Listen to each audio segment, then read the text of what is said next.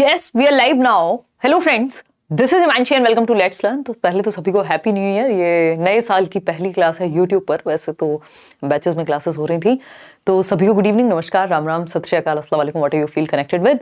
Start करेंगे maths pedagogy in one shot. हम Hindi pedagogy in one shot कर चुके हैं, English pedagogy in one shot कर चुके हैं, EVS pedagogy in one shot कर चुके हैं, जिसको आपने देखा है, पढ़ा है, समझा है। फ्री नोट्स आप डिस्क्रिप्शन बॉक्स से डाउनलोड कर दीजिएगा। ये वो वाला टाइम है जब 2 शिफ्ट आपकी सीटेट के एग्जाम्स हो चुके हैं, 2 शिफ्ट्स में, यानी 2 दिन पेपर हुए हैं। बाकी अभी भी ऐसे लोग हैं जो जाग रहे हैं और उनको चीजें पढ़नी है अभी भी, है ना। तो एक बार मुझे बताओ, ये सेशन चल पा रहा है, नहीं चल पा रहा है, कोई समस्या, कोई परेशानी कुछ है तो। और अभी भी ये बिल्कुल सही समय है कि आप एक हफ्ते भी ठीक से पढ़ लें तो आपका पेपर क्लियर हो जाएगा, जिन लोगों ने पढ़ाई नहीं की अभी तक भी। तो एक तो ये सेशन है आज, maths pedagogy in one shot. इसके अलावा आपको अजर्शन और रीजनिंग वाले क्वेश्चंस में बहुत समस्या होती है। सीडीपी के मैं 4 मैराथन्स लिए हैं, क्योंकि कॉन्सेप्ट्स अगर आपके बेटर हो गए तो बाकी सब्जेक्ट्स की पेडागोजी अपने आप बेटर हो जाएगी। तो वो 8.5 घंटे के सेशंस हैं जो आप देख सकते हैं। अगर सिर्फ एक सेशन देखना है इन वन शॉट, तो आप प्रीवियस एक मैराथन सेशन है जिसको लगभग 10 करोड़ लोग अभी देखने वाले हैं। 10 करोड़ नहीं, 1 करोड़ लोग, 10 मिलियन लोग, मिलियन का भी तो है ना। तो वो अपने आप में ही, आज तक पेडागोजी की कोई सिंगल वीडियो भी नहीं है जिसपे 5 मिलियन भी व्यूज हो, और वो अपने आप में 1 करोड़ के आसपास पहुंचने वाले। इसका मतलब देश भर के अलग अलग एग्जाम्स में उस सेशन ने, उस वीडियो ने आपको हेल्प की है। तो लाइक शेयर सब्सक्राइब आप जैसे जैसे आएंगे करते जाएंगे। अगर आपको सेशन पसंद आता है, हेल्प करेगा फॉर श्योर।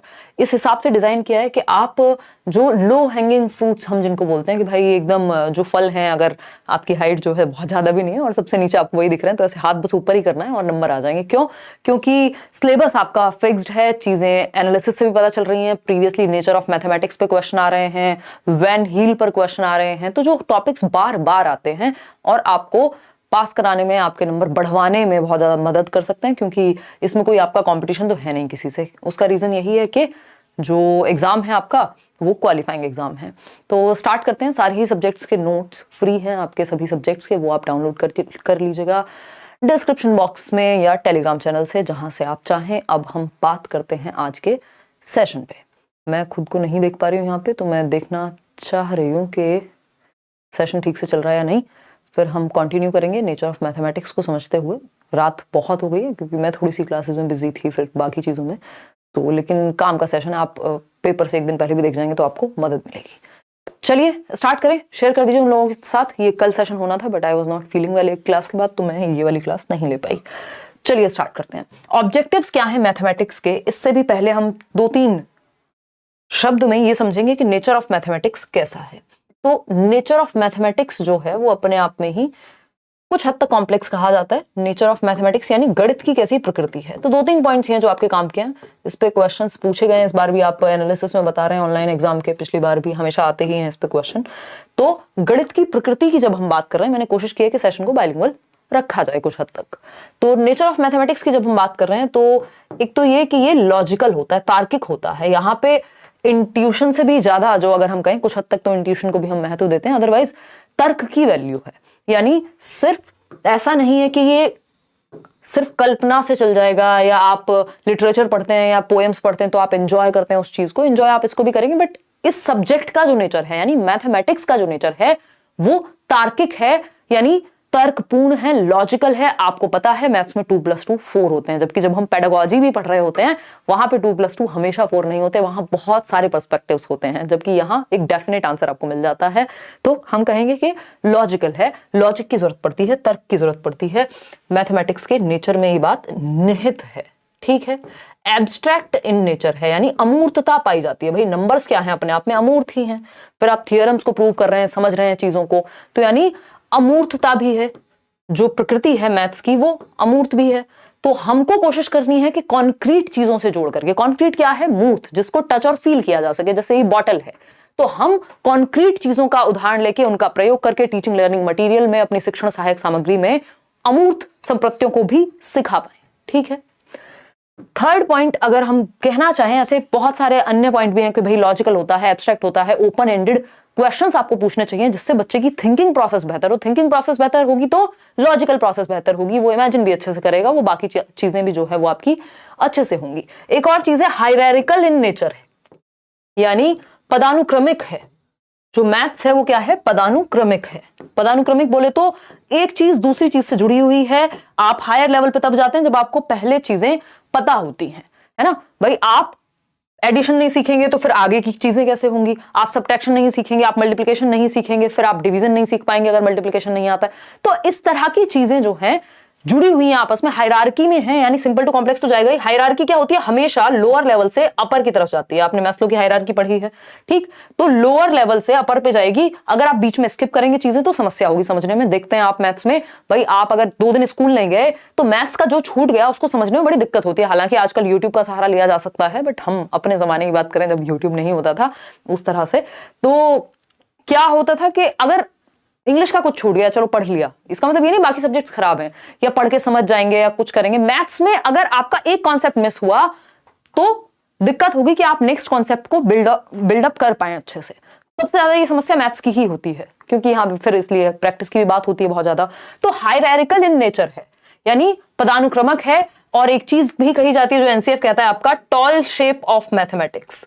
इसमें हम अभी आएंगे। टॉल शेप भी कुछ हद तक इसी बात को जस्टिफाई करता है कि जो स्पाइरल है, यानी चीजें आपस में गुथी हुई हैं, वर्तुलाकार हैं। और अगर एक कॉन्सेप्ट, अगर आपको एडिशन ही नहीं आता, मान लीजिए आपको सब्ट्रैक्शन ही नहीं आता, आपको मल्टीप्लिकेशन नहीं आता, अगर आपको कोई इक्वेशन दे दी जाए सॉल्व करने के लिए, आप कैसे करेंगे उसको सॉल्व। तो नए टॉपिक के लिए पुराना टॉपिक आना जरूरी है। यानी टॉल शेप तभी बिल्ड होगी, जैसे हम एक बिल्डिंग बनाते हैं, जब ये वाली नींव जो है आपकी मजबूत हो, तभी आप नेक्स्ट टॉपिक सीख पाते हैं। स्पाइरल करिकुलम जैसी भी एक चीज होती है जो ब्रूनर कहते हैं।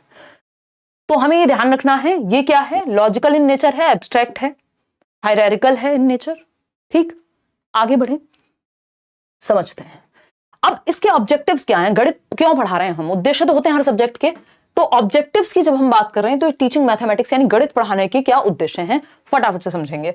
ये सेशन थोड़ा सा शॉर्ट और टू द पॉइंट होने वाला है, क्योंकि पेपर में डायरेक्टली आपको हेल्प करेगा, सिंपल बात, ठीक। Mathematisation of the child's thought process, इस बार भी इस पे क्वेश्चन आया, हमेशा आते हैं इस पे क्वेश्चन के एक ऑब्जेक्टिव, एक उद्देश्य क्या है। हम आज भी जो पढ़ रहे हैं इसका उद्देश्य क्या है। आपका पेपर है 9 तारीख को, या जिनके भी आगे आने वाले एग्जाम्स हैं, मैथ्स पेडागोजी पढ़नी है, तो उस पेपर में मदद हो सके, इसलिए हम आज ये पढ़ रहे हैं। तो उद्देश्य क्या है कि सीटेट के एग्जाम के लिए पेडागोजी जहां पे भी पूछी जाती है उसके लिए हम पढ़ रहे हैं।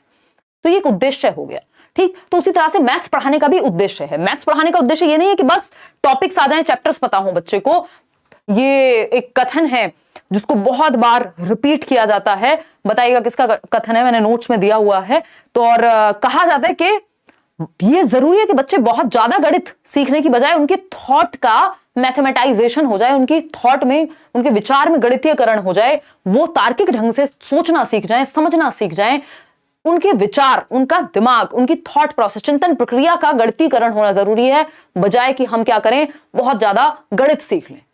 बिल्कुल, अब देखो अलग अलग लोग इस पे अलग अलग बात कर रहे हैं। डेविड व्हीलर का कथन है, ठीक, पॉलिया का नहीं है। पॉलिया ने अभी क्या दिया है, अभी इस बार भी पॉलिया से एक क्वेश्चन आया, अभी मैं नेक्स्ट टॉपिक में कराऊंगी। तो mathematisation of the child's thought process, बच्चे की विचार प्रक्रियाओं का गणितीयकरण। Children learn to enjoy mathematics. अब हम हवा नहीं बना दें गणित का, डर ना बिठा दें बच्चे के अंदर, इस तरह से सिखाया जाना चाहिए मैथमेटिक्स कि बच्चे गणित का आनंद ले सकें, एंजॉय कर सकें। इतने सारे टीचिंग लर्निंग मटेरियल्स, इतने सारे मेथड्स, स्टोरीज का आप यूज करें, आसान भाषा में मुश्किल टर्म्स को समझाएं, जो मैथ्स की लैंग्वेज है अपने आप में उसको आप डेली लाइफ से जोड़ दें, ठीक। Making mathematics a part of children's life experience, वही बात जो एनसीएफ भी कहता ही है कि बच्चे के जो वास्तविक जीवन है, जिस दुनिया में वो रहता है, आप उससे जोड़िए ना। किताबों में कुछ और पढ़ रहा है, दुनिया में कुछ और है भाई। वो अगर हम देखें तो गणित कहाँ है, हमारी एवरीडे लाइफ में है, हर जगह पर है। कम्युनिटी रिसोर्स का हमें इस्तेमाल करना चाहिए। और बच्चा एक दुकान से टॉफी भी लेने जाएगा, चॉकलेट भी खाएगा, कुछ भी जो भी वो करता है, मैथ्स वहां इंक्लूडेड है ना। आप उससे कुछ पेन भी ले रहे हैं, उसका कोई खिलौना भी ले रहे हैं, तो वो उसमें भी नंबरों का प्रयोग करता है। तो हमें वास्तविक जीवन से जोड़ना है गणित को, बच्चे के अनुभवों का हिस्सा बना देना है, जो वो लाइफ को एक्सपीरियंस करता है। आप ट्रेवल कर रहे हैं, कोई टिकट खरीदना है, वहां आप मौका दे रहे हैं उसको कि अच्छा बताओ कितने पैसे अब वापस आएंगे, कितने जाएंगे। तो इस तरह की चीजें आप बच्चे के वास्तविक जीवन से जोड़ेंगे। तो ये जरूरी है कि आप गणितीकरण करें बच्चे की विचार का, बच्चे की चिंतन प्रक्रिया का, रेदर कि वो बहुत ज्यादा गणित जानता हो। व्हीलर भी ऐसा कह रहे हैं, और ये ऑब्जेक्टिव भी है। उद्देश्य क्या है कि बच्चे का थॉट प्रोसेस लॉजिकल बने, तार्किक बने, वो नंबर्स पे समझ पाए, जोड़ पाए, उनको दिमाग में जोड़ पाए, मतलब मैथ्स से जीवन को, ठीक। और एंजॉय भी करे मैथ्स को पढ़ते हुए, बोरिंग या बहुत डर ना उसके अंदर पैदा हो जाए।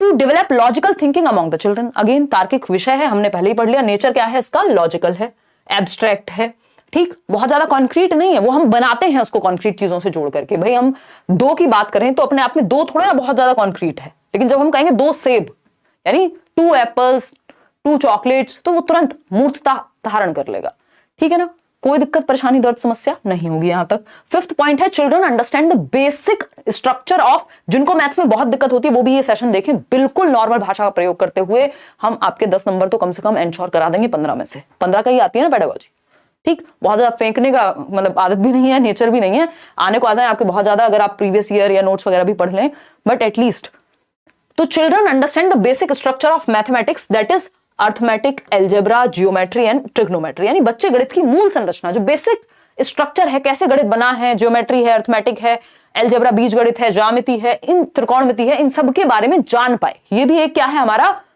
कि बेसिक स्ट्रक्चर कैसे क्रिएट होता है मैथमेटिक्स का, ये भी एक ऑब्जेक्टिव है, ठीक है। इतनी बात हम कह रहे हैं भाई, अभी तो हम नेशनल एजुकेशन पॉलिसी की, न्यू एजुकेशन पॉलिसी की बात कर रहे हैं, तो वो कह रहे हैं भाई एटलीस्ट अर्थमेटिक हो गया या बेसिक समझ तो बच्चे को पता हो, रीडिंग राइटिंग अर्थमेटिक, ये तो बेसिक न्यूमरेसी स्किल्स में उसको आए, जोड़ घटाना जीवन यापन तो वो कर ले, इतना गणित तो जाने। अब जॉर्ज पॉलिया की बात करते हैं, इन्होंने 2 प्रकार के एम्स बनाए हैं, यानी उद्देश्य बनाए किस तरह के गणित को सिखाने के स्कूल्स में, एक नैरो और एक हायर। उससे पहले इस बार एक क्वेश्चन आया था जॉर्ज पॉलिया के प्रॉब्लम सॉल्विंग मॉडल से। ये 4 स्टेप्स हैं, अभी हम इनको समझेंगे और फिर एक क्वेश्चन करेंगे किस तरह का क्वेश्चन आया था, ठीक है।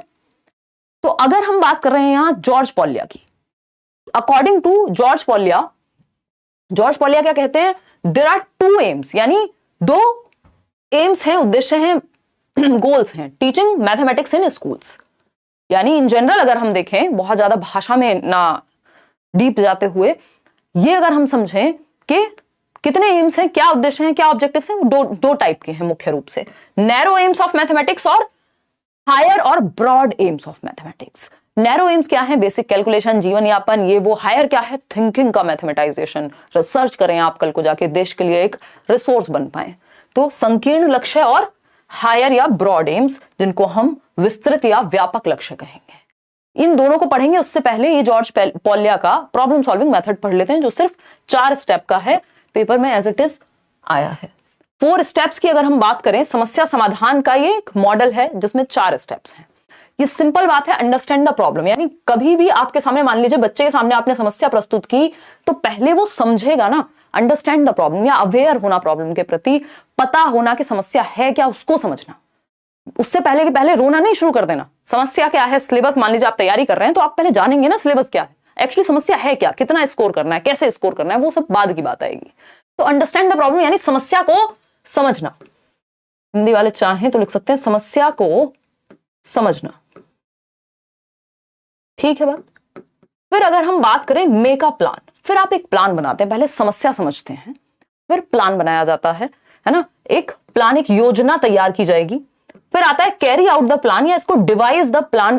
पहले हो गया आपका मेक अ प्लान में, अब आप apply the plan, carry out कर रहे हैं, उस प्लान को सच में प्रयोग कर रहे हैं, ठीक है ना। आपने देखा होगा अलग अलग मूवीज में प्रॉब्लम सॉल्विंग के लिए, है ना, वो धूम, कौन सी धूम 2, 3 वॉट एवर, है ना, वो ऋतिक रोशन को हीरा चोरी करना था, हम यहाँ पे चोरी करना नहीं सिखा रहे हैं, बट याद दिला रही हूँ आपको।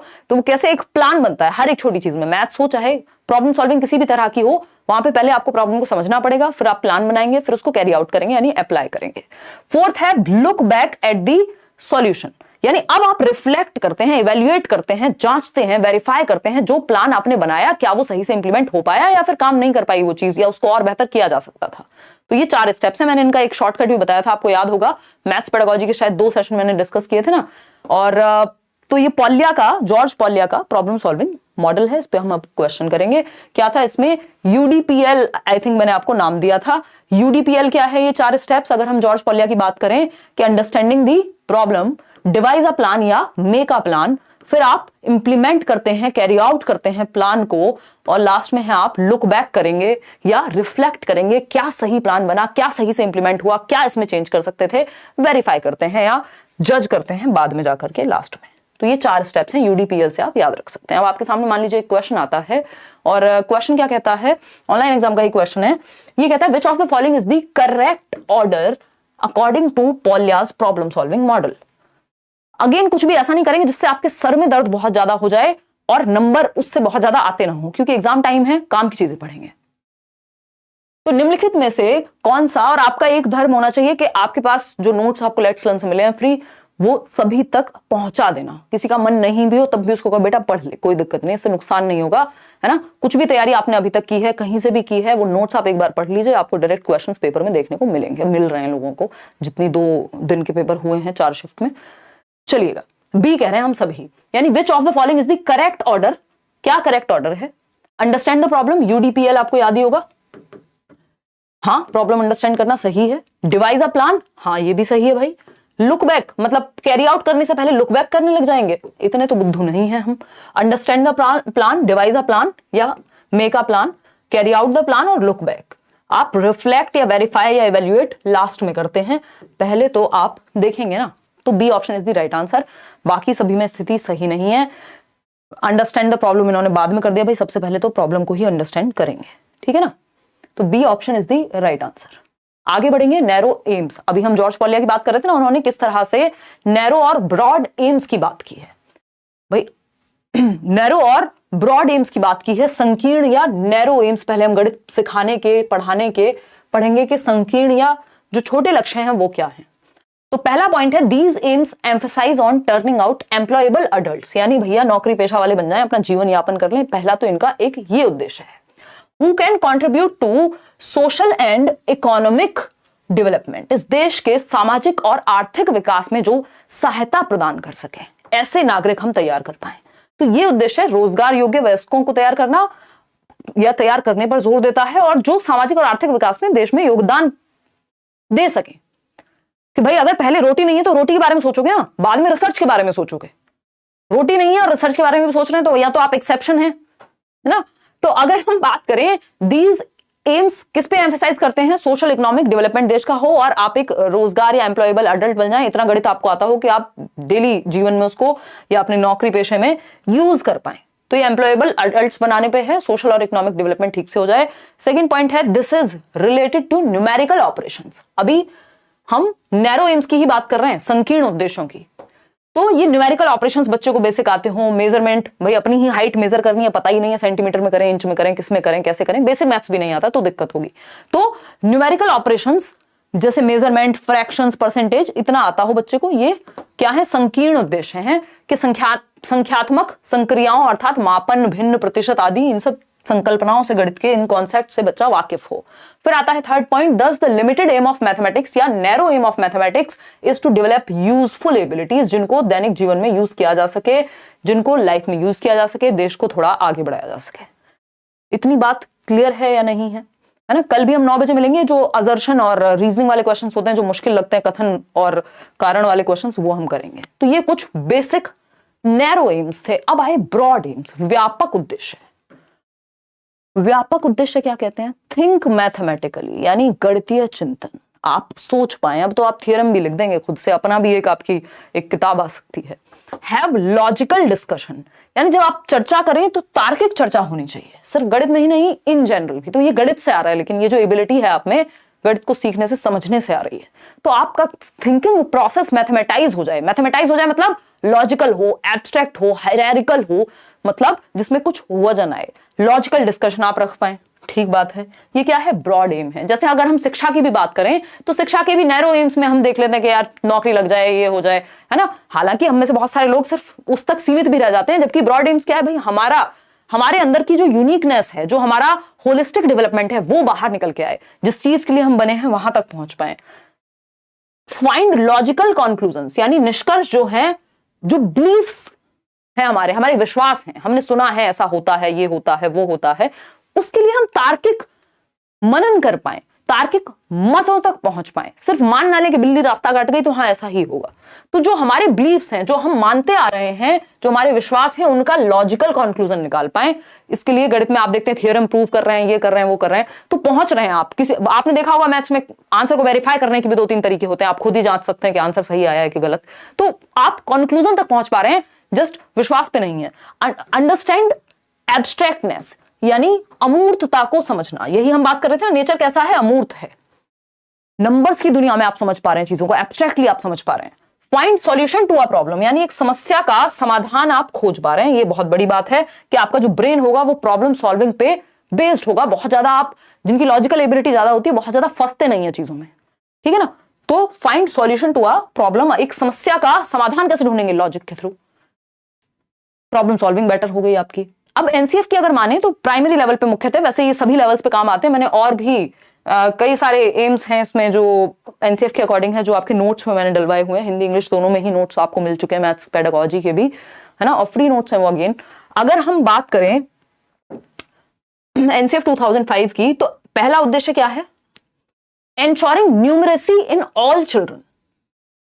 Ensuring numeracy in all children is an important aspect of universalization of elementary education, UEE. जो पुरानी पॉलिसीज हमारी कहती हैं कि यार एलिमेंट्री एजुकेशन जो है यूनिवर्सल हो, हर बच्चे को हम एक लेवल की शिक्षा तो दे पाएं। तो संख्यात्मकता सुनिश्चित करना, बेसिक मैथमेटिक्स की कैलकुलेशन, जोड़ना घटाना भाग गुणा, जो बेसिक कॉन्सेप्ट हैं, नंबर स्किल्स है, अर्थमेटिक है, जोड़ना, ये सारी जो चीजें हैं जो डेली लाइफ में यूज होती हैं चीजें, तो उतनी बेसिक न्यूमरेसी बच्चे को पता हो। आगे बढ़ेंगे। At this level progression should be from concrete to abstract. बच्चा कितने साल का होता है प्राइमरी लेवल पे, 6 से 11 वर्ष का। और अगर elementary 6th to 8th class की बात करें, भाई ये 6 से 11 का होता है, कक्षा 1 से 5 तक, ठीक है ना। 6 साल का बच्चा जाता है फर्स्ट क्लास में, ये बात हम बहुत पहले से जानते हैं, कुछ इसमें नया नहीं है, ठीक। अगर हम बात कर रहे हैं 11 से फिर हम 14 साल तक की, तो वो 6th to 8th क्लास है। और आपका 6 से 14 तक ही हम फ्री एंड कंपलसरी एजुकेशन की बात करते हैं आरटीई में।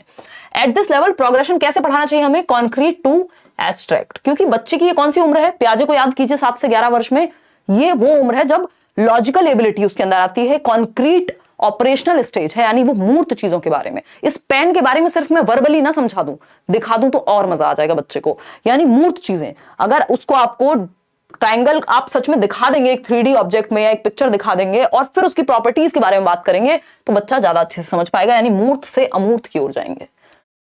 थर्ड पॉइंट क्या है, फटाफट से बताएंगे। थर्ड पॉइंट क्या है, हेलो दी, please check online papers of 2021 December by doing your classes Hindi English math pedagogy, we can solve. अच्छा, और थोड़ी सी मेहनत करोगे अगर साहिल, तो आप देख पाएंगे। मैंने प्रीवियस कराया तो वो है, कर तो रहे हैं, और कर लेंगे, डोंट वरी। समझ नहीं पा रही हूँ आपकी बात, कैसे कहना चाह रहे हो, मतलब 15 में से 7 8 कैसे सॉल्व कर पा रहे हो, थोड़ा सा और बताओ समस्या। अगर हम बात कर रहे हैं यहाँ पे, encourage non number areas like shapes, special understanding, patterns, measurement and data handling. यानी नॉन नंबर एरियाज, शेप्स को समझ पाए बच्चा, स्पेशल अंडरस्टैंडिंग मतलब जो आकृतियां हैं, जैसे ये बॉटल भी है तो ये कैसे बनी है, क्या शेप यूज हुई है, इन सब पे स्पेशल थिंकिंग भी वो कर पाए। यानी वो इन रिलेशन टू स्पेस और आपकी शेप्स को भी वो समझ पाए, जिसको हम कुछ हद तक ज्योमेट्री की तरफ ले जाते हैं, ठीक है ना।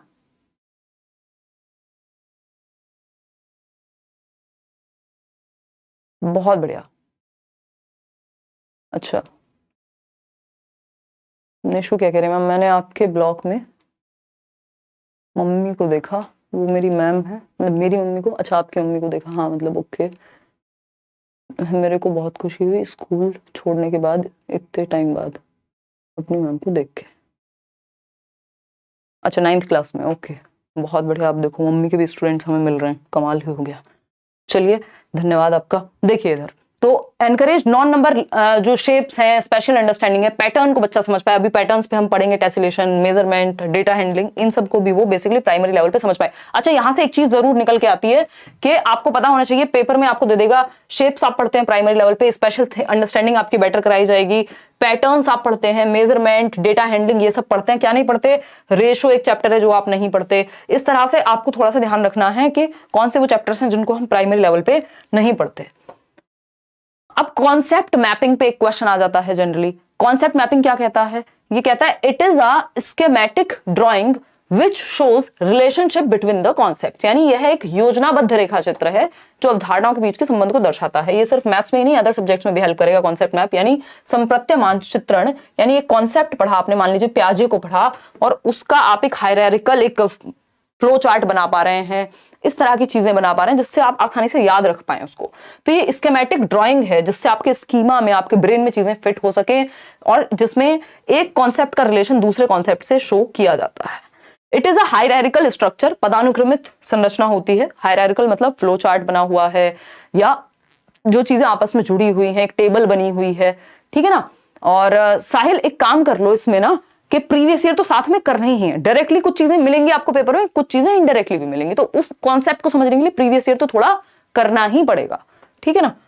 और मैंने कराया भी हुआ है, अगर आप सेशन देख लेंगे, 2-3 सेशन देख के भी चले जाएंगे तो भी हेल्प हो जाएगी आपकी उस सब्जेक्ट में। देखिएगा और भी कुछ क्वेश्चंस करा दूंगी। थर्ड पॉइंट देखिएगा, it can be build either by the teacher और लर्नर, या तो ये टीचर के द्वारा बनाया जा सकता है या लर्नर के द्वारा, यानी दोनों बना सकते हैं। भाई आपका टीचर भी आपको कॉन्सेप्ट मैप बनवा सकता है और आप खुद भी, किसी टॉपिक को आपने पढ़ा है तो आपको याद रखना है, अच्छा प्याजे में 4 स्टेजेस थे, अच्छा वो 4 स्टेजेस कौन सी थी, 4 एलिमेंट्स कौन से थे, तो वो कॉन्सेप्ट मैप बन जाएगा जो आप फ्लो चार्ट के रूप में या उसमें अलग अलग शेप या कलर के द्वारा प्रॉपर एक चार्ट जैसा बना सकते हैं। It connects the new concepts with the previous knowledge, जो आप नया सीख रहे हैं उसको आप प्रीवियस नॉलेज से जोड़ते जाते हैं। It is a method which makes learning successful, of course ये कॉम्प्रिहेंशन आपका यानी आपकी समझ जो है वो बेहतर होती है और लर्निंग आपकी ठीक से हो पाती है। अगर आप इसको देखना चाहें तो ये ऐसा दिखता है कुछ। अगर हम कॉन्सेप्ट मैप की बात करें तो हम क्या है, ट्राइंगल के बारे में जान रहे हैं मान लीजिए, तो अब ट्राइंगल को सिखाने के लिए हमने क्या किया, एक कॉन्सेप्ट मैप बनाया, एक तरफ मान लीजिए उसकी डेफिनेशन लिख ली या अपने शब्दों में उसकी डेफिनेशन लिख ली, मान लेते हैं डेफिनेशन भी नहीं लिखी, जस्ट एक रिलेशन बना लिया। एग्जाम्पल क्या है ट्राइंगल का, ये एक एग्जाम्पल है, ठीक, ये भी एक एग्जाम्पल है, एक नॉन एग्जाम्पल लिया। नॉन एग्जाम्पल पता है ना, एग्जाम्पल्स और नॉन एग्जाम्पल्स दोनों ही जरूरी हैं अच्छे से समझने के लिए, आपके सीडीपी में भी क्वेश्चन आता है। नॉन एग्जाम्पल मतलब जो इनडायरेक्टली ये समझा सके हमें कि भाई ट्राइंगल, हमें सर्कल देख के ये पता चल गया कि ये ट्राइंगल तो नहीं होता। जैसे हम बात करते हैं जब हम बर्ड्स की बात कर रहे हैं और हम डॉग का एग्जाम्पल ले तो वो नॉन एग्जाम्पल हो गया कि बर्ड्स कौन से नहीं होते, वो हमें नॉन एग्जाम्पल से समझ आ गया। तो ये क्या हुआ, एक फ्लो चार्ट हमने बना लिया या हमने कॉन्सेप्ट मैप बना लिया, यानी इस कॉन्सेप्ट से जुड़ी हुई बातें इस चार्ट में रख ली हमने कि डेफिनेशन क्या होती है एग्जैक्टली, फिर मेरे शब्दों में क्या है, इसके कितने एग्जाम्पल हो सकते हैं, राइट एंगल कौन सा है या इक्विलेटरल कौन सा है, तो वो आपने क्या किया, एक फ्लो चार्ट में कॉन्सेप्ट मैप में बना लिया जिससे चीजें याद रहे। जैसे एक और ये आपका कॉन्सेप्ट मैप है शेप्स के बारे में कि 3D शेप्स कौन सी होती हैं, तो आपने यहाँ पे क्यूबॉइड बना लिया, इधर आपने क्यूब बना लिया, है ना। या फिर अगर हम बात कर रहे हैं आपकी सिलेंड्रिकल शेप, तो सिलेंडर के साथ आपने एक शेप भी बना ली, ठीक। अगर हम 2D शेप्स की बात कर रहे हैं तो यहाँ पे 3 साइड्स होती हैं ट्राइंगल की, ये होता है। तो ये प्रॉपर्टीज आपने फ्लो चार्ट या हम कहें concept map basically inter related होता है, सारे टॉपिक्स से आपकी चीजें हायरार्किकल हैं, इजी टू डिफिकल्ट वे में बनाई हैं चीजें आपने। आगे बढ़ते हैं, समझते हैं कहानी है क्या। एक क्वेश्चन इस पे देख लेते हैं। क्वेश्चन है आपका, देखिएगा क्वेश्चन है आपका बहुत बढ़िया, okay, online course about KVS please tell me, कोई तो कह रहा है। उस पे आएंगे यार अभी, है ना, उस पे आएंगे क्या, करियर विल ऐप डाउनलोड कर लीजिए आप और वहां टीचिंग सेक्शन में आपको जाना पड़ेगा। अतः एडमिशन ऑलरेडी है, आप ले सकते हैं, मेहनत दबा के चल रही है, सारे टीचर्स कर रहे हैं, दिन में 7-7 क्लासेस हो रही हैं आपकी, मैं भी जुड़ी हुई हूँ साथ में।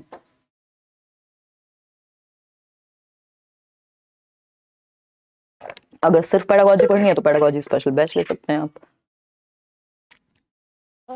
लेकिन दोनों मत ले लीजिएगा गलती से कि आप पेडागोजी स्पेशल भी ले लें और आप कंप्लीट बैच भी ले लें। कंप्लीट का मतलब ही है उसमें पेडागोजी अपने आप शामिल होगी। देखिएगा तो क्वेश्चन क्या है, which one of the following statements is not true about concept maps. Concept map के बारे में क्या सही नहीं है। Concept maps represent a collection of interconnected concepts, बिल्कुल सही बात है भाई। अगर ट्राइंगल के बारे में पढ़ रहे हैं तो उसमें कितने टाइप्स के ट्राइंगल होते हैं, अच्छा इक्विलेटरल कौन सा होता है, अच्छा राइट एंगल कौन सा है, तो वो इमेज हमने अभी बनी हुई देखी, तो बिल्कुल आपस में जुड़ी हुई प्रॉपर्टीज को हम यहाँ लिखते हैं, सही बात है। प्रॉपर्टी वो बंगले वाली नहीं, मतलब कैरेक्टरिस्टिक्स जो है। Concept maps should be constructed by teachers only, ये गड़बड़ है, क्योंकि बच्चे भी कंस्ट्रक्ट कर सकते हैं और टीचर खुद भी। भाई आपको नोट्स मिले हैं उसमें कॉन्सेप्ट मैप्स हैं, चीजें जुड़ी हुई हैं, कहीं कहीं आपको डायग्राम मिल जाएंगे, ठीक। Concept maps are hierarchical in nature, हाँ हायरार्किकल होते हैं, लिंक करते हैं प्रीवियस नॉलेज से नई नॉलेज को, बिल्कुल सही बात है। लेकिन क्या है, ये सिर्फ टीचर कंस्ट्रक्ट करेंगे, ये गड़बड़ है। तो ये आपको बाकी की 3 बातें भी पता होनी चाहिए, अगली बार ऑप्शन घुमा के दे देगा। एक आपका बहुत ही फेवरेट टॉपिक जिसको वैन हील कहते हैं हम, यहाँ से एक क्वेश्चन आता ही आता है, हर बार आता है, ठीक। इस बार भी आ रहे हैं जो आपके फीडबैक है। एग्जैक्ट क्वेश्चन तो आप लोगों ने शेयर नहीं किया है, मैथ्स में याद रखना मुश्किल होता है, बट आपने बताया है कि भाई ये भी आ रहा है, ठीक। तो अगर हम इसमें देखें तो हमारे 3 लेवल सबसे ज्यादा काम के हैं। इन्होंने बेसिकली ज्योमेट्रिकल थिंकिंग के लिए हम किस तरह से लेवल्स इन्होंने डिवाइड कर दिए, तो जीरो जिसको हम लेवल कहते हैं, या मतलब फर्स्ट हम अपने दिमाग में रख सकते हैं, बट ये जीरो लेवल है। विजुअलाइजेशन, फिर एनालिसिस, इनफॉर्मल डिडक्शन जिसे एब्स्ट्रैक्शन भी कहते हैं, अमूर्तता, फिर डिडक्शन और राइगर।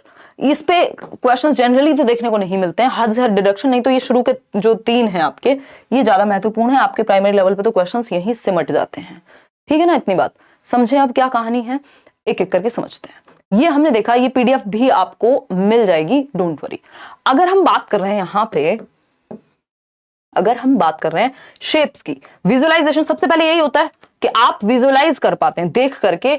आपने सर्कल देखा, आपने ओवल देखा, आपके लिए सर्कल भी सेम है, आपके लिए ओवल भी सेम है ना। बस शेप का आपको अंतर पता होता है कि अच्छा ये डिफरेंट शेप है, ये डिफरेंट शेप है, बट बहुत ज्यादा आपको प्रॉपर्टी नहीं पता। बच्चे की बात हो रही है सबसे पहले विजुअलाइजेशन, यानी वो विजुअलाइज करता है देखने के बेसिस पे, जो चीजें उसको दिख रही होती हैं उस हिसाब से, उसको प्रॉपर्टीज का नहीं पता होता कि भाई जो आपका जिसको हम स्क्वायर कह रहे हैं यानी वर्ग कह रहे हैं, उसकी चारों जो है साइड्स वो इक्वल होती है, इतना उसे नहीं पता। बस वो एक शेप के आधार पे उसको पता है ये पेन अलग शेप का है, ये बॉटल अलग शेप की है, बस उसको इतना समझ में आता है, विजुअलाइज करके, नजर मार के, देख करके उसको इतना समझ में आता है। ये सिलेंड्रिकल है, ये नहीं है, क्या है उसको नहीं पता।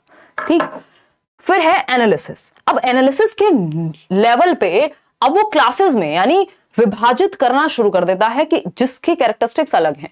भाई अगर सर्कल है तो ये एक तरह की चीजें एक साथ आएंगी, ये एक साथ आएंगे, ये सिमिलैरिटी है इनमें, तो वो क्लासेस में विभाजित यहां करना शुरू कर देगा कि भैया ये सर्कल है, ये है, ये वो है, बेसिक उसको पता होगा। ठीक, वो क्लासेस में यानी कैटेगराइज कर सकता है। फिर आता है इनफॉर्मल डिडक्शन, यानी उसको थोड़ी प्रॉपर्टीज का आइडिया हो जाता है। अगर जब हम बात करें कि वो इनफॉर्मल डिडक्शन प्रॉपर्टीज का आइडिया हो जाएगा तो वो एनालाइज तो कर पाएगा। एनालिसिस का मतलब ये है कि शेप के आधार पे एनालाइज कर पाए वो। ठीक, इनफॉर्मल डिडक्शन में होता है कि अब इन शेप्स में रिलेशन क्या है, किसकी 4 साइड इक्वल होती हैं, किसकी 2 साइड इक्वल होती हैं, किसकी कोई भी नहीं साइड इक्वल होती। ये हो गया इनफॉर्मल डिडक्शन, यानी एब्स्ट्रैक्टनेस कहते हैं इसको। इस तरह से भी आप देख सकते हैं। ये हिंदी वाले नोट्स मिले हुए हैं, बट ये मैंने इंग्लिश में प्रेफर किया है। ज्यादातर जो लर्नर्स हैं वो अपने इंग्लिश मीडियम वाले ही हैं, यही डिस्क्रिप्शन बॉक्स में मिल जाएंगे। और फिर भी कोशिश रहती है कि चीजें बाइलिंगुअल लेके चले जाए। हिंदी वाले फिर भी अंग्रेजी थोड़ी समझ लेते हैं, अंग्रेजी वालों के सर में दर्द हो जाता है बहुत ज्यादा हिंदी देख के। देखिएगा विजुअल की अगर हम बात करें, जिसको विजुअलाइजेशन जीरो लेवल कह रहे हैं, ये कहीं पे आपको लेवल 1 मिल जाएगा, कहीं पे 0। तो विजुअलाइजेशन क्या है, बच्चा डिस्क्राइब कर पाएगा शेप्स को जैसी वो दिखती है उसके बेसिस पे। ठीक, कि एक बड़ा सा गोल एक कुछ था, ऐसा वो बता रहा है, किसी कार्टून में देखा उसने। अब उसको नहीं पता वो ओवल शेप थी कि वो सर्कल था, बस उसको आइडिया है शेप का आधार पे। एनालिसिस में क्या है, अब उसको थोड़ा प्रॉपर्टीज का आइडिया है कि भैया ये सर्कल है, ये ओवल है ना, ये ट्रायंगल है, या फिर अगर हम बात कर रहे हैं ये स्क्वायर है, तो शेप्स का उसको आइडिया रहता है। प्रॉपर्टीज का बेसिक जो नॉलेज है वो एनालिसिस के लेवल पे उसके दिमाग में आ जाती है। एब्स्ट्रैक्टनेस में वो इस प्रॉपर्टी में क्या रिलेशन है, इसमें क्या अंतर है, ये सब समझ पाएगा। एब्स्ट्रैक्टनेस पे क्या कर पाएगा, रिकॉग्नाइज कर पाएगा कि प्रॉपर्टीज का, जो प्रॉपर्टीज हैं अलग अलग शेप की, उनके बीच में क्या रिलेशनशिप है और कैसे उनको लॉजिकली उन शेप्स से जोड़ना है उन प्रॉपर्टीज को, या प्रॉपर्टीज के आधार पे चीजें अलग होती हैं, ये वो समझ पाएगा एब्स्ट्रैक्टनेस पे। डिडक्शन हमारे इतने कुछ काम का है नहीं, बट यहां पे लॉजिकल रीजनिंग आ जाती है जिससे वो थ्योरम को प्रूव कर पाता है। डिडक्शन का मतलब ही है कि आप एक नियम को ढूंढ पा रहे हैं, नियम से आगे बढ़ रहे हैं। राइगर हमारे काम का नहीं है। अब समझते हैं फटाफट से। एक क्वेश्चन है, बहुत ज्यादा मुश्किल नहीं है, आसान सा क्वेश्चन है, रिपीट हुआ है, हो सकता है, देखिएगा। According to Van Heel, at which level of geometric thinking can children assess the properties of a collection of shapes together? यानी assess the properties. ज्यामितीय सोच के या चिंतन के स्तर पर जिन्होंने ज्योमेट्रिकल थिंकिंग की, तो ये लेवल्स दिए ना वैन हील ने, एक साथ आकृतियों के संग्रहों के गुणों के बारे में यानी प्रॉपर्टी के बारे में बता पाएगा। अब बच्चा असेस कर पाएगा, और सिर्फ ना सिर्फ बता पाएगा, असेस कर पाएगा, आकलन कर पाएगा, आकलन कर पाएगा। श्रद्धा क्या कह रही, मैम मैंने आपके सारे नोट्स पढ़े हैं, मेरी एग्जाम 17 जनवरी को है, बस यही पूछना था, क्या सिर्फ ऑनलाइन प्रीवियस ईयर के 10 शिफ्ट कर लें तो इनफ हो जाएगा? श्रद्धा, मोर देन इनफ हो जाएगा। अगर नोट्स पढ़ने के बाद किसी को समस्या हो रही है, इसका मतलब प्रीवियस ईयर साथ में नहीं लगाए हैं। ऑनलाइन वाले 10-15 सेट जितने कर सकते हो, सिर्फ ऑनलाइन वाले, और कोई मॉक टेस्ट नहीं, कुछ नहीं, वो आप अच्छे से कर लो, उनको एनालाइज कर लो, जो भी चीज नहीं मिले, अलग लैंग्वेज अलग तरीके से पूछी गई है, बस दैट्स इट। तो वो तो करने हैं ऑनलाइन वाले सेट, और कुछ क्वेश्चंस मैं भी करा दूंगी। देखिएगा, डी ऑप्शन कह रहे हैं, यानी असेस कर पा रहे हैं आप, आकलन कर पा रहे हैं प्रॉपर्टी के आधार पे। तो ये विजुअलाइजेशन है। विजुअलाइजेशन तो बस बच्चा शेप देख लेता है, उसको आधार समझ नहीं आ रहा। इनफॉर्मल डिडक्शन में तो रिलेशनशिप क्या है उस पर भी पहुंच जाएगा। यहाँ पे सिर्फ आकलन करना है, यानी एनालाइज करना है प्रॉपर्टी के बेसिस पे, उसको पता होता है अंतर प्रॉपर्टी के बीच में जो रिलेशन है कि ये दोनों प्रॉपर्टीज कैसे अलग हैं, इनकी इन शेप्स की प्रॉपर्टीज कैसे अलग हैं, ये वो रिलेशनशिप को एनालाइज करना सीख जाएगा, असेस कर पाएगा प्रॉपर्टी के आधार पे। एक और क्वेश्चन है छोटू सा, ये कहता है आइडेंटिफाई अ डिजायरेबल प्रैक्टिस, यानी जो काम होना चाहिए पॉजिटिव बात ज्योमेट्री पढ़ाने के लिए प्राइमरी लेवल पे, ज्यामिति पढ़ाने के लिए शेप्स की जिसमें बात हो रही है, किस चीज का प्रयोग करना चाहिए। बहुत टू द पॉइंट सेशन रखने वाले हैं, फटाफट से अगर आपका मन है ये जवाब दे सकते हैं, नहीं तो इस सेशन के बाद पीडीएफ मिलेगा, आप प्रैक्टिस भी कर सकते हैं। तो geometry at primary level should be limited to recognition of simple basic shapes, basic shapes तक ही सीमित रहनी चाहिए प्राइमरी लेवल पे ज्योमेट्री, या teacher should begin by giving clear definitions of simple shapes, पहले डेफिनेशन ही पेश कर दो बच्चे के सामने, इनको तो हम अवॉइड करते हैं। Children should be given ample opportunities, आपको सिंपल याद रखना है पेडागोजी में, जहां बच्चा ज्यादा एक्टिव है वो ऑप्शन बेहतर है। Children should be given ample opportunities to develop an intuitive understanding of space, यानी वो जो स्पेस है, शेप है, इन सब के बीच के लिए उसको एक सहज मौका मिलना चाहिए, ऐसी अपॉर्चुनिटीज, ऐसे अवसर मिलने चाहिए ताकि इन सब के बारे में वो सहजता से बता सके कि अच्छा मेरे घर में ये वाली मैंने एक बॉटल देखी थी, उसकी शेप भी ऐसी ही थी मैम, अच्छा वो भी फिर इस ही एक प्रकार में आएगी, अच्छा वो सिलेंड्रिकल रही होगी। तो उसको अपॉर्चुनिटीज दी जाए, जहां बच्चा सबसे ज्यादा एक्टिव है वो बेस्ट ऑप्शन है। इन सब में रियल में एक्टिव नहीं है, यहां पे अपॉर्चुनिटी मिली है, सबसे ज्यादा एक्टिव सी ऑप्शन में है। चलिए आगे बढ़ते हैं, सिमेट्री की बात कर लेते हैं, इस पे भी कुछ क्वेश्चंस आते हैं हर साल। सिमेट्री की अगर हम बात करें, इसको सममिति कह देते हैं। सिमेट्री क्या है? The quality of being made up of exactly similar parts facing each other और अराउंड एन एक्सिस, यानी एक एक्स एक्सिस और वाई एक्सिस पता ही है आपको, एक्सिस के अराउंड बिल्कुल अगर दो पार्ट में कट कर दे किसी चीज को तो एकदम सेम निकले, है ना। जैसे ये फोन तो नहीं दिख रहा मुझे सिमेट्रिकल, बट कोई और चीज शायद आपको नजर आ रही होगी, ये पेन ही है मान लीजिए, तो इसको अगर बीच से कट किया जाए तो सिमेट्रिकल है, दोनों साइड बिल्कुल एक जैसी दिखेंगी, ठीक है। तो अगर हम बात करें एक अक्ष के चारों ओर बिल्कुल समान भागों से बने होने का गुण, the quality of being made up of exactly similar parts, अगर दो पार्ट में डिवाइड करना पड़े तो एकदम, जैसे मान लेते हैं ये सर्कल ही है, मतलब मैंने तो बहुत गंदा बनाया है, सिमेट्रिकल नहीं बन पाया, बट कोई एक बीच से अगर कट करें तो दोनों एक्सिस पे हम देखें, सामने से भी अगर हम देखें, बंद भी कर दें अगर इसको, पेपर आपने बचपन में बहुत क्या होगा, फोल्ड कर करके उसको बिल्कुल बीचों बीच से हम फाड़ते थे, और या फिर उसका कुछ बना रहे हैं मान लीजिए, तो उसमें सिमेट्री का प्रयोग होता है। ठीक, आगे बढ़ते हैं। जैसे लाइंस ऑफ सिमेट्री अगर आप एक्सिस के अराउंड देखें तो रेक्टेंगल में आपको एक्स एक्सिस के अराउंड और वाई एक्सिस के अराउंड लाइन ऑफ सिमेट्री दिख रही है। आप स्क्वायर में भी देख पा रहे हैं कितनी लाइंस ऑफ सिमेट्री हैं, 4 लाइंस। रेक्टेंगुलर में कितनी है, 2 लाइंस ऑफ सिमेट्री। रोम्बस में 2 दिख रही हैं हमें। ठीक, काइट पतंग उड़ाई होगी, पतंगबाज होंगे यहाँ पे कई लोग, 1 लाइन ऑफ सिमेट्री, क्योंकि अगर आप ऐसे कट करेंगे तो पंगे हो जाएंगे, मतलब हर एक काइट में नहीं, इस शेप की काइट की बात हो रही है। आइसोसेल्स ट्रेपेजॉइड में क्या होगा, 1 लाइन ऑफ सिमेट्री है सिर्फ।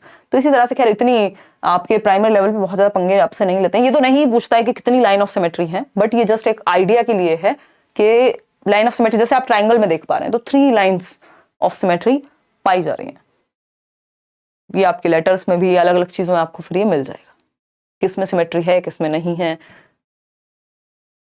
आते हैं टेसिलेशन पे। ये बेसिकली ऑप्शन में एलिमिनेट करने के लिए जनरली पूछा जाता है, बहुत अपने आप में अलग से नहीं पूछा जाता सिमेट्री, लेकिन ऑप्शंस में जरूर मिलता है आपको।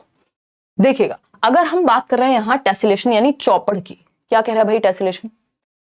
टेसिलेशन क्या कह रहा है ये पूछा है हमसे। अभी आएंगे कौन क्या कह रहा है, आएंगे।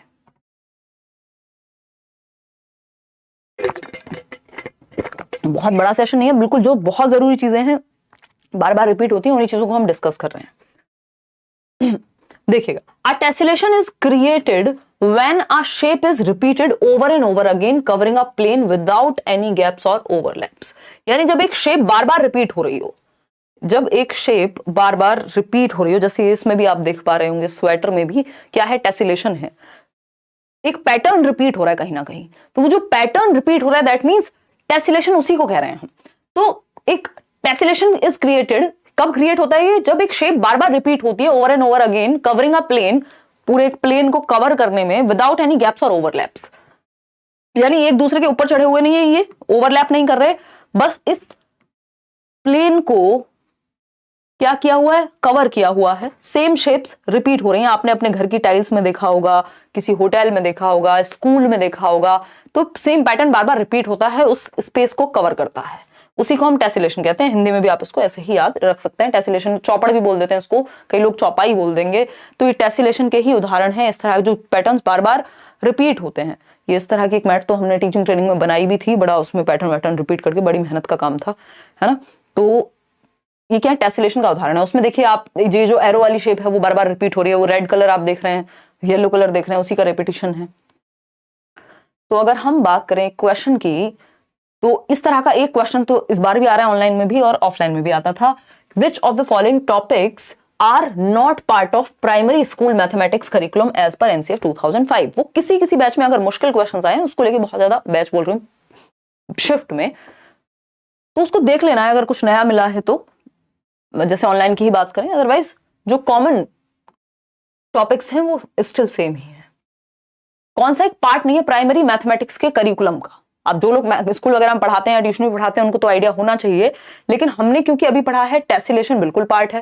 देखो ज्योमेट्रिकल थिंकिंग से रिलेटेड जो शेप्स के ऊपर चीजें हैं वो सब तो हैं, अभी हम पढ़ तो रहे थे।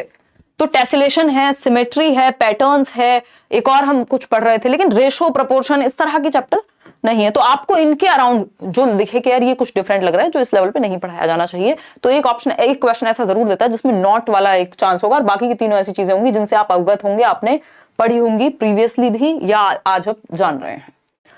इंडक्टिव और डिडक्टिव रीजनिंग पे एक क्वेश्चन जनरली फेंक देता है आपके सामने। इंडक्टिव आप जानते हैं आगमनात्मक, निगमनात्मक है deductive.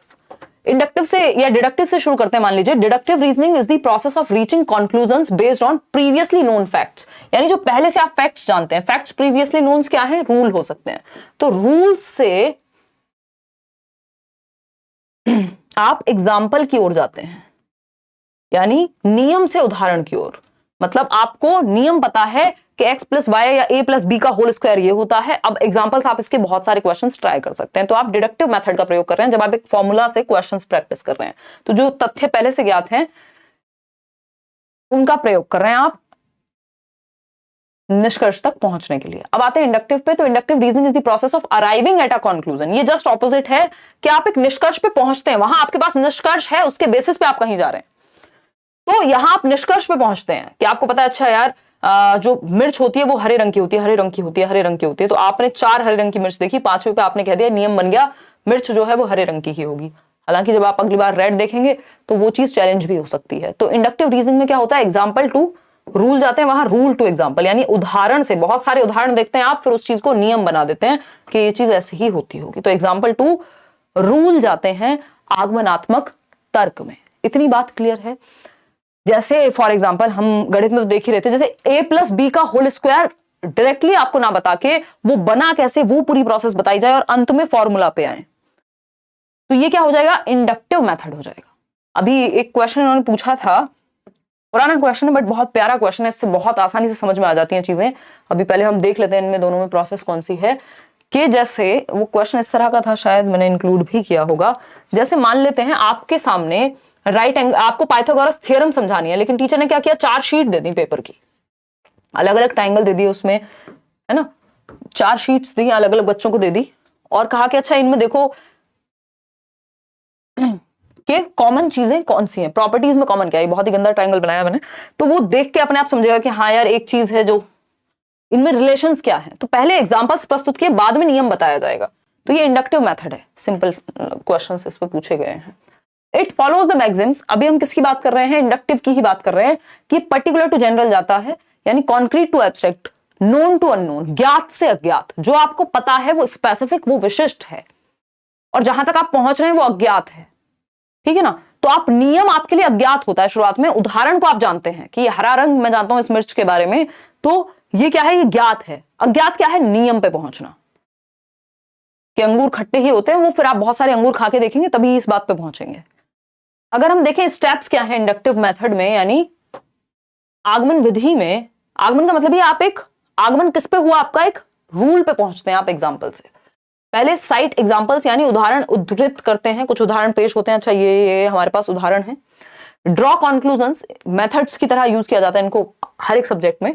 Draw conclusions observing examples, बहुत सारे उदाहरण को ऑब्जर्व करने के बाद, अवलोकन करने के बाद आप एक निष्कर्ष पे पहुंचते हैं, फिर एक कॉन्सेप्ट बनाते हैं इस निष्कर्ष से, और फिर उस कॉन्सेप्ट को प्रूव करने की कोशिश करते हैं अलग अलग एग्जाम्पल से।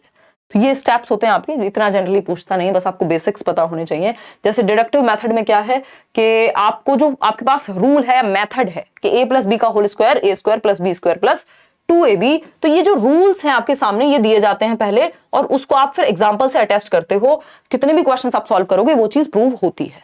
ठीक, मैक्सिम क्या है? जनरल टू पर्टिकुलर, यानी सामान्य से विशिष्ट की ओर, सामान्य से विशिष्ट की ओर जाते हैं किसमें? डिडक्टिव मेथड में। इतना जरूर ध्यान रखेंगे। स्टेप्स इसमें क्या है? पहले नॉलेज ऑफ कॉन्सेप्ट, यानी पहले एक रूल बताया जाता है, फिर डिफरेंट एग्जांपल्स प्रस्तुत किए जाते हैं उस चीज के। पहले डेफिनेशन बता दी मान लीजिए नाउन की, और बाद में आपको एग्जांपल्स प्रस्तुत किए गए। ट्रूथ को जो है आप बाद में टेस्ट करते हैं कि वो नियम कहीं उल्टा ना पड़ जाए जो आपके पास है, कोई उसका एक्सेप्शन तो नहीं है। अटेस्टेशन करते हैं, जो आपके पास अदर एग्जांपल्स हैं उस चीज को प्रूव करते हैं। जो आपका रूल है उससे रिलेटेड 1700 एग्जाम्पल फिर आप ढूंढ के लाते हैं, तभी वो रूल बन पाता है। अब एक वही आसान सा क्वेश्चन है जिसपे हम अभी चर्चा कर रहे थे, फटाफट से देख के बताइएगा। छोटी छोटी बातें हैं, ज्यादा देर का सेशन नहीं, मुश्किल से आधा घंटे में हम इसको पाइल अप कर देंगे,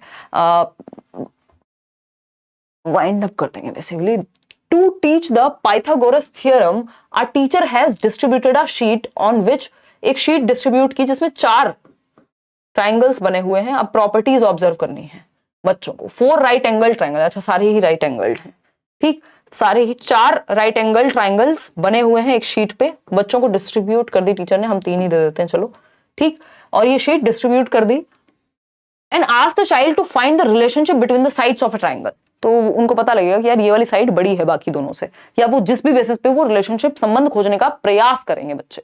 तो आपके सामने जब क्वेश्चन आता है, ये इंडक्टिव मेथड है, डिडक्टिव है, लेक्चर मेथड है, लेबोरेटरी। लेक्चर में तो आप लेक्चर देते हैं, लेबोरेटरी में तो आप कुछ एक्सपेरिमेंट कराएंगे। लेबोरेटरी की तो यहाँ जरूरत नहीं लग रही। तो आपके सामने बहुत सारे उदाहरण दिए गए उन शीट्स के थ्रू, ताकि बच्चा एक रूल तक पहुंच पाए। अभी वो ऑब्जर्व करेगा, और ऑब्जर्व करने से एग्जाम्पल साइट हुआ है, फिर रूल तक पहुंचेंगे। तो ये आगमन विधि है। अगर पहले रूल बता दिया होता और बाद में शीट्स दी होती तो ये डिडक्टिव हो जाता, ठीक। तो ये इंडक्टिव मेथड है। A option is the right answer over here.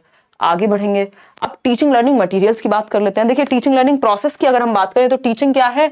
जहां पे आप बेसिकली इंस्ट्रक्ट करते हैं और नॉलेज को बिल्ड करने का मौका देते हैं। कंस्ट्रक्टिविज्म की माने तो रचना करने देते हैं। बच्चा ज्ञान की संरचना करता है, रचना करता है एक्टिवली, सक्रिय रूप से।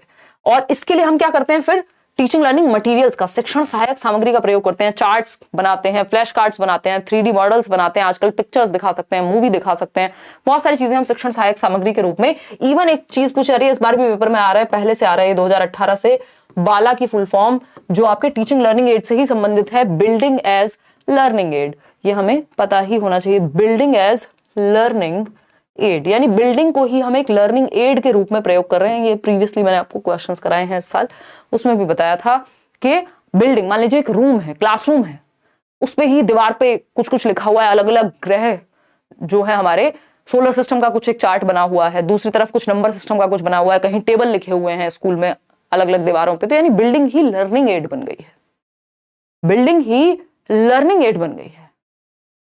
आराम से हो जाएगा, मीनाक्षी इवन ज्यादा ही आएंगे। तो ये शिक्षण, अब इसमें एक और चीज आ जाती है कि भाई जो बायपोलर प्रोसेस है, वो जॉन एडम्स ने कहा कि भाई टीचिंग क्या है?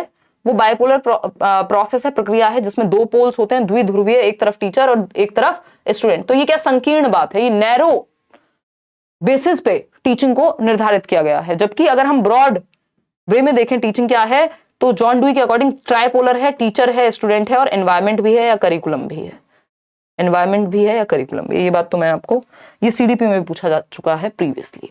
अब कुछ टीचिंग लर्निंग मटेरियल्स हैं जो स्पेसिफिकली मैथ्स के लिए प्रयोग में लाए जाते हैं, जैसे जियो बोर्ड है।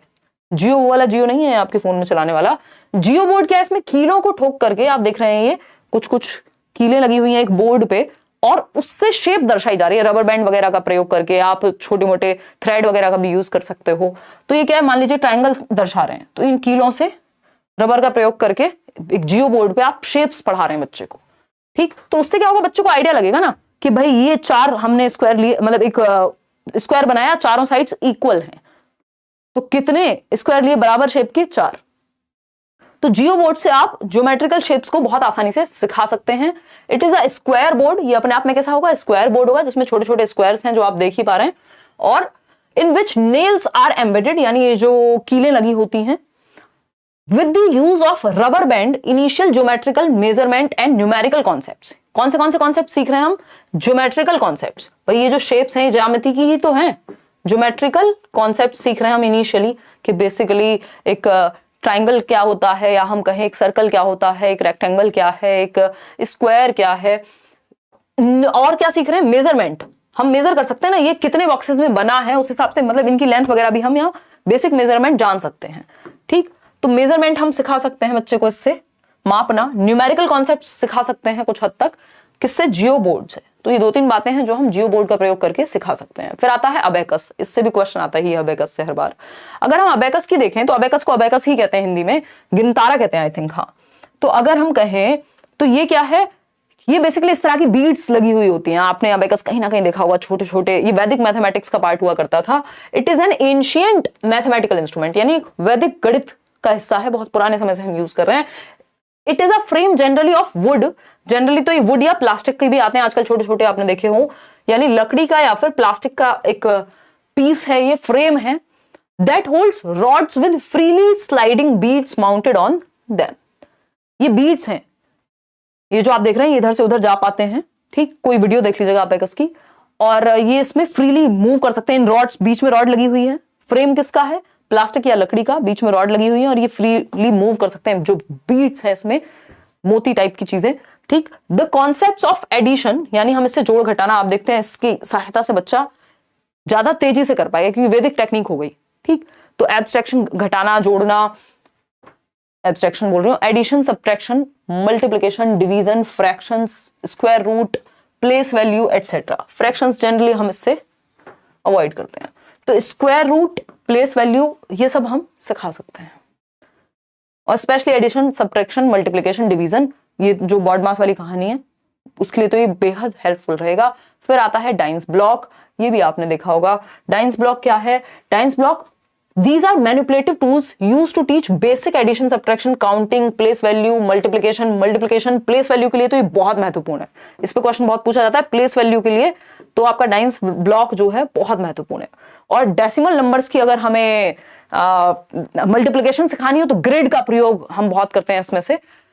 These are 4 types of, इसमें 4 टाइप की चीजें यूज हो रही हैं। यूनिट्स किसको शो करते हैं, आपने वो देखा होगा, इकाई, दहाई, सैकड़ा, जो प्लेस वैल्यू है ना, हम सिखा सकते हैं ना इससे। तो ये जो यूनिट है एक, ये वंस को प्रदर्शित करती है, यानी इकाई को प्रदर्शित करती है। ठीक, फिर आता है आपका रॉड। रॉड जो है आप देख रहे हैं इसमें यूनिट्स लगी हुई है, ये वाली जो एक सिंगल यूनिट थी। तो ये रॉड अपने आप में टेंस को, यानी दहाई जिसको हम कहते हैं ना, दहाई को प्रदर्शित करती है। ये पूछ लिया जाता है डायरेक्ट क्वेश्चन। फ्लैट्स जो है, अब ये फ्लैट बनाया हुआ है इन्होंने, ये फ्लैट्स हंड्रेड्स का को रिप्रेजेंट करते हैं, यानी सैकड़ा जिसको हम कहते थे, if I am not wrong, Hindi में। ठीक है, और क्यूब अपने आप में, क्योंकि इसमें इतनी सारी यूनिट्स लगी हुई हैं, तो ये 1000 को, यानी 1000 को प्रदर्शित करेगा। तो यहां पे ये जानना बहुत जरूरी है कि जो यूनिट है वो इकाई को, यानी यूनिट को ही, वंस को, रॉड टेंस को, फ्लैट हंड्रेड्स को, और थाउजेंड्स को क्यूब। तो ये 4 चीजों का यहाँ पे प्रयोग होता है। 4 टाइप्स की चीजें। द यूनिट, जिसके थ्रू हम प्लेस वैल्यू वगैरह सीख रहे हैं, the unit cubes represent units, rods, ये सब मैंने आपको बता दिया है। ठीक, तो basic addition, subtraction, counting, place value, multiplication, ये सब आप डाइंस ब्लॉक से सीख पाएंगे। 3 डायमेंशन टीचिंग एड्स भी होते हैं कुछ, जिसको हम त्रिआयामी कहते हैं, जिसके 3 आयाम हैं। These aids provide understanding of real, बिल्कुल जैसे 3D में मूवी देखते हैं ना आप, ऐसे ही ये 3D एड्स हैं जिनके माध्यम से एकदम रियल, मान लीजिए आपने एक वो लगा दिया, आजकल तो वो भी आ रहा है ना, augmented reality type, AR VR जो होते हैं, तो उससे आपको एग्जैक्टली लगेगा कि हाँ आप एक 3 डायमेंशनल रूम में खड़े हुए हैं, ये इसकी हाइट है, ये इसकी विड्थ है ना, तो उससे पूरा आपको पता लगता है। These are real objects, specimens, models या पपेट्स, या तो रियल ऑब्जेक्ट को ही ले आते हैं क्लास में, या उनके जैसे दिखने वाले, या मॉडल्स बना दिए उनके, पपेट्स वगैरह का यूज करते हैं जिनकी 3 डायमेंशंस हो। फॉर एग्जाम्पल, एक किसी ने ये मॉडल बनाया है, मॉडल्स बनते हैं ना, स्कूल में एग्जीबिशन लगती है, तो ट्राइंगल का जो है, इसको ऐसे नहीं बनाया कि जस्ट पेपर पे बना के दिखा दिया हो, इसको प्रॉपर बना करके दिखाया है। ये आपको दिख रहे हैं अलग अलग सब, इस पे जमे हुए हैं, चिपकाए हुए हैं, क्यूब को बना करके आप पूरे डब्बे का प्रयोग करके, इसी तरह सिलेंड्रिकल शेप, कोन को, तो ये 3D मॉडल हो गया। इससे क्या होगा, मैथ्स शेप्स सीखने में आसानी होगी, बजाय कि सिर्फ किताब में पढ़े, वो लिटरली देख पा रहा है। एक और छोटी सी चीज जिसपे हमने बात की थी शुरुआत में, टॉल शेप ऑफ मैथमेटिक्स, जो एनसीएफ में मेंशन्ड है। टॉल शेप ऑफ मैथमेटिक्स यानी गणित का ऊंचा कद, हाइट वाली टॉल शेप नहीं, ठीक। तो ये क्या कहता है देखते हैं एक बार।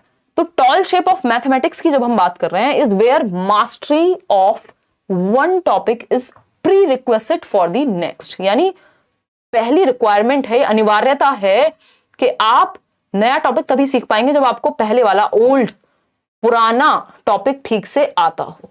अगर किसी को एडिशन ही नहीं आता, मल्टीप्लिकेशन ही नहीं आती, उसको डिवीजन कैसे सिखाओगे? तो यानी आप देखते हैं 6th का गणित नहीं आता, 7th सीखने में बहुत दिक्कत होगी। क्यों? क्योंकि बेसिक क्लियर नहीं है। तो ये बेस को क्लियर करके ही आप नेक्स्ट टॉपिक पे जाएंगे। इसी को टॉल शेप ऑफ मैथमेटिक्स हम कह रहे हैं। यहां पे आगे बढ़ेंगे।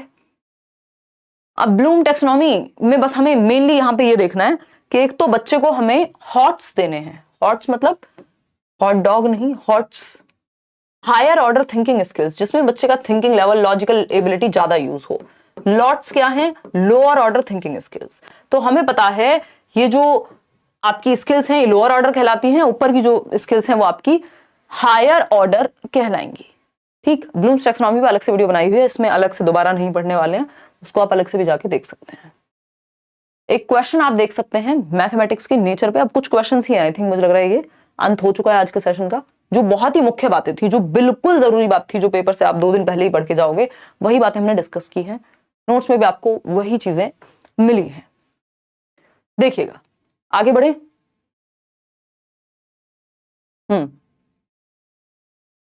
यार एसएसटी के नोट्स तो इस बार नहीं मिलेंगे, डी ऑप्शन कह रहे हैं कई लोग। तो which one of the following is not true. अगर सेशन आपको पसंद आया हो तो आप लाइक शेयर कर सकते हैं और नोट्स जरूर शेयर कर देने हैं, किसी का भला हो जाएगा पेपर से पहले, क्योंकि साल भर में सीटेट आता है। तो अगर अब ये तो बिल्कुल नहीं है कि नोट्स ही आपका पेपर दे आएंगे, पेपर तो आप स्वयं ही देंगे अगर थोड़ी सी प्रैक्टिस साथ में कर लेंगे उनके। तो which one of the following is not true about the nature of concepts in mathematics, यानी गणित में जो अवधारणाएं होती हैं वो कैसी होती हैं, जो कॉन्सेप्ट्स हैं वो कैसे होते हैं। एब्स्ट्रैक्ट होते हैं, हाँ होते हैं। हायरार्किकल होते हैं, हाँ होते हैं। लॉजिकल होते हैं, हाँ होते हैं। तर्कसंगत होते हैं। कॉन्क्रीट इन नेचर, कॉन्क्रीट तो हम बनाते हैं, उनको पढ़ाते ऐसे हैं कि कॉन्क्रीट से एब्स्ट्रैक्ट ले जाएं, हम अमूर्त की तरफ ले जाएं। तो डी ऑप्शन। आगे बढ़ेंगे। नेक्स्ट क्वेश्चन है आपके, क्वेश्चंस भी मैंने आपके नोट्स में डलवाए हुए हैं, नए वाले भी डलवाए हुए हैं, ऑनलाइन वाले भी। अभी तो हम ये वो क्वेश्चंस कर रहे हैं जो बहुत रिपीट होते हैं।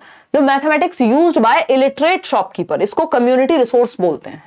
अशिक्षित दुकानदार के द्वारा प्रयोग किए जाने वाले गणित का प्रयोग करेंगे या नहीं। शुरुआत में बात की थी ना, लाइफ से जोड़ना है बच्चे की, तो कैसे जोड़ेंगे। Is not useful in the mathematics classroom, यानी गणित की कक्षा में उपयोगी नहीं होता। जो अशिक्षित दुकानदार है, जिसने कभी शिक्षा नहीं ली स्कूल में आके, लेकिन वो गणित तो प्रयोग कर ही रहा है ना दुकान पे। Is very useful in solving all mathematical problems, भाई सारी प्रॉब्लम्स थोड़ी ना सॉल्व हो जाएंगी, कुछ कॉन्सेप्ट्स क्लियर हो जाएंगे। Has ambiguity and very low level of correctness in it, आपसे ज्यादा बढ़िया कैलकुलेशन हो सकती है, कई तो टीचर्स से अच्छी कैलकुलेशन हो जाएगी। जो लोग प्रॉपर शॉप पे रहते हैं, है ना, जो मेरी हाउस हेल्प आती है वो बता रही थी कि मेरी कैलकुलेशन बड़ी अच्छी है, क्योंकि पता नहीं किसी शॉप वॉप मतलब उनके घर में थी या जैसे भी। तो उसका फर्क पड़ता है कि आप डेली लाइफ में, कोई बच्चा है जो जिसके पिताजी मान लीजिए कारपेंटर हैं, तो वो शेप्स को समझने में उसको आसानी होगी, मेजरमेंट में उसको आसानी होगी। तो बच्चे की प्रीवियस नॉलेज का प्रयोग करते हैं हम। Should be discussed by the teachers in classrooms as an alternate strategy in solving related problems, यानी संबंधित समस्याओं को हल करने में वैकल्पिक रणनीति की तरह। भाई सिखाने का कोई एक ही मेथड थोड़ी है कि जो आपने सिखा दिया वही मेथड है, डिफरेंट डिफरेंट तरीके हैं एक चीज को सीखने के या सॉल्व करने के। तो इसको एक ऑल्टरनेट स्ट्रेटेजी के रूप में यूज कर सकते हैं।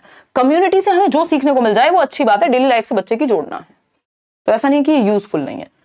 फिर नेक्स्ट क्वेश्चन है, the learning outcomes in mathematics are developed. Learning outcome क्या होते हैं? अभी हमने लर्निंग ऑब्जेक्टिव्स की बात की थी, यानी उद्देश्य जिसके लिए हम सिखा रहे हैं कि बच्चों को ये आ जाए। आउटकम क्या है? जो उद्देश्यों की प्राप्ति कितनी हुई है ये जानना आउटकम है, कि रिजल्ट क्या आया।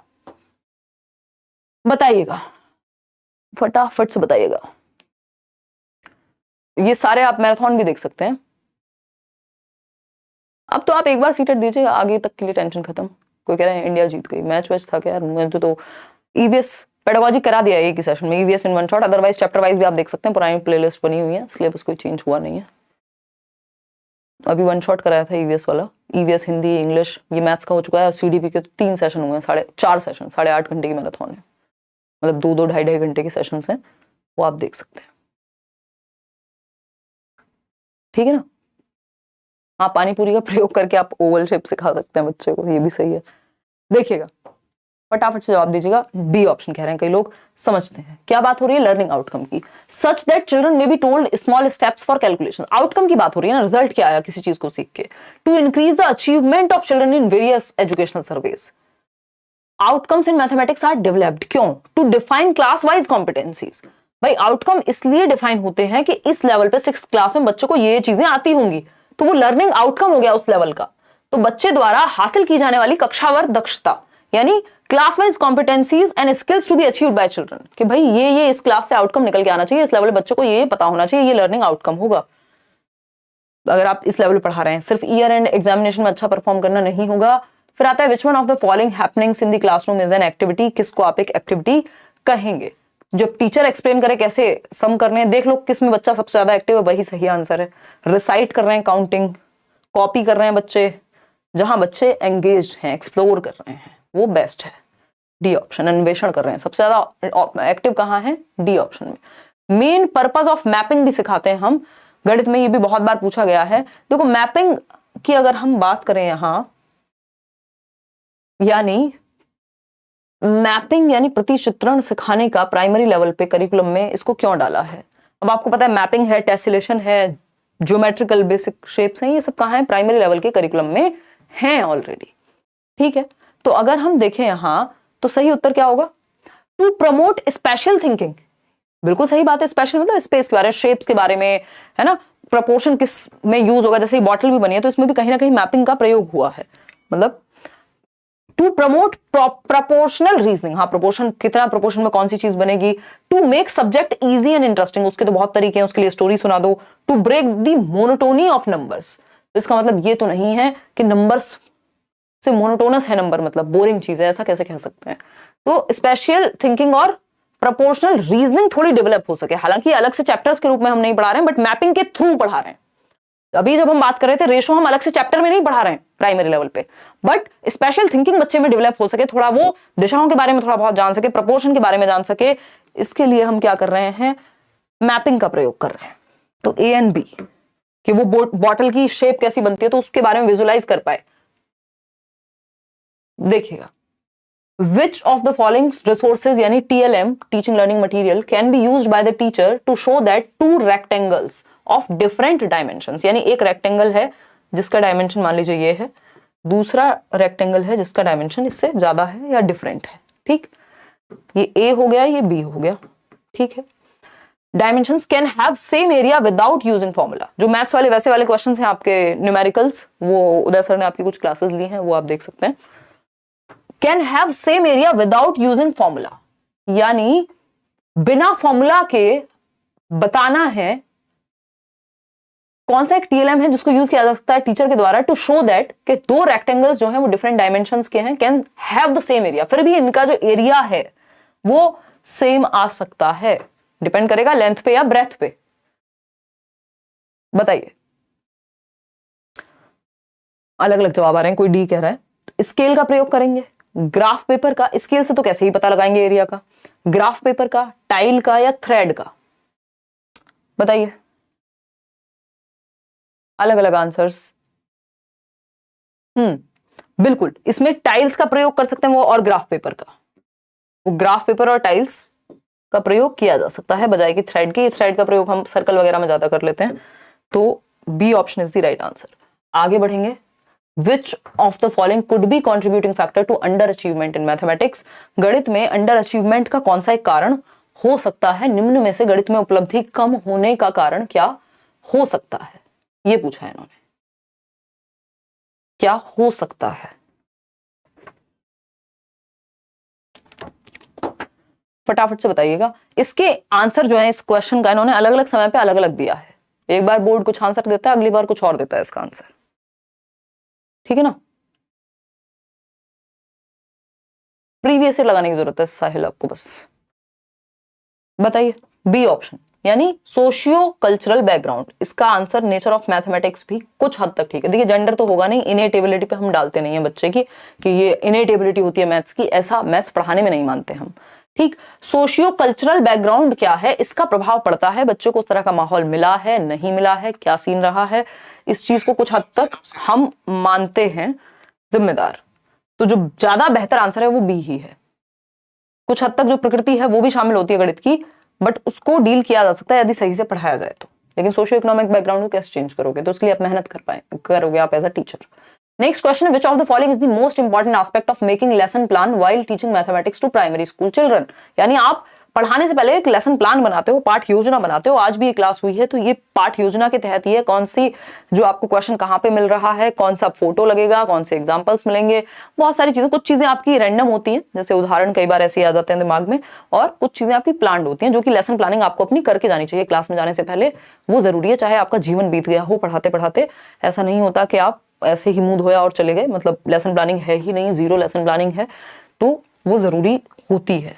ठीक, उससे टाइम वेस्ट भी होता है फिर कई बार। Which of the following is the most important aspect of making lesson while teaching mathematics to primary school children? Sequence of text book, presenting mathematical concepts in structured manner. बच्चा active किस में है वो देख लीजिए बस। Writing activities and questions. सिर्फ activity लिखने से अच्छा ये नहीं है कि सीधा सीधा अपॉर्चुनिटी प्रोवाइड करा दो बच्चा जहां पे कॉन्सेप्ट्स को कंस्ट्रक्ट कर सके, अपनी रियल लाइफ में ऑब्जर्व करके वो संकल्पनाओं का निर्माण करके उन तक पहुंच सके। तो सी ऑप्शन में वो ज्यादा एक्टिव है बाकी किसी ऑप्शन के। और आपको बच्चे को एक्टिव ही बनाना है, इसलिए तो लेसन प्लान आप लेके जा रहे हैं ना, कि आप बेहतर वे में सिखा पाएंगे। अब है, which of the following is not be considered a feature of a constructivist mathematics classroom? Constructivist यानी रचनावादी, जहां मीनिंग मेकिंग होगी, अर्थ निर्माण होगा, बच्चा एक्टिव रहेगा, एक्सप्लोर करेगा, एंगेज रहेगा। प्याजे, वाइगोस्की, इन सबको याद कर लीजिए। तो देख लीजिए बच्चा जहां एक्टिव है वहीं कंस्ट्रक्शन हो रही है। और कंस्ट्रक्टिविस्ट जो स्कूल ऑफ थॉट है, यानी जो रचनावाद है, कंस्ट्रक्टिविज्म पे ही एनसीएफ बेस्ड है, और हमारी आज की भी ज्यादातर पॉलिसीज कंस्ट्रक्टिविज्म को मानती हैं। ठीक, तो बताइए बच्चा कहाँ एक्टिव है? The role of language and dialogue in learning mathematics is given due to attention. The teacher acknowledges the students may construct multiple understandings. हाँ, यहाँ पे बच्चे एक्टिव होंगे। ऑब्जेक्टिव टेस्ट, कनेक्शंस, इन सब से बेहतर है बच्चे एक्टिव हैं यहाँ, तो वो नॉलेज को कंस्ट्रक्ट कर लेंगे। तो B option is the right answer. एक दो क्वेश्चन और हैं आपके, फिर आपकी छुट्टी। Which of the following statements is in agreement with the constructivist view of mathematics? यानी रचनावाद को कौन बढ़ावा देगा? जहां बच्चा एक्टिव होगा। सिंपल, सरल, सुंदर, सस्ता, टिकाऊ आंसर। ठीक है ना? बहुत बढ़िया लगता है कि आप लोग बिल्कुल इतनी रात को भी, क्योंकि समय का थोड़ा सा मेरे साथ दिक्कत रहती है, इतना समय हो चुका है, समय मतलब सालों से हम लोग जुड़े हुए हैं, और क्लासेस और कभी कुछ, कभी इवेंट है, कुछ है, तो थोड़ा सा लेट वेट हो जाता है। वैसे भी मेरा टाइम 9 बजे ही रहता है पहले से ही, बट अब और लेट हो जाता है एट टाइम्स। रचनावादी दृष्टिकोण से की जा सकती है, बट आप इतनी संख्या में जुड़े रहते हैं, सीख पाते हैं रात को इतनी ठंड में, है ना? 5 डिग्री था सुबह दिल्ली में टेम्परेचर, 2 दिनों से ठंड बढ़ गई है आपकी, अभी भी 9 डिग्री टेम्परेचर है। चलिएगा, खैर ये तो ये भी बता देती बेचारी, देखिएगा। उसके on account of inability to understand the, हाँ तो ये तो एकोमोडेशन हो गया ना विश्वकर्मा, ये तो सिंपल है। Creation of a new scheme on account of liability inability to understand the environment with the existing scheme is known as accommodation. 200%, कोई दिक्कत ही नहीं है इसमें।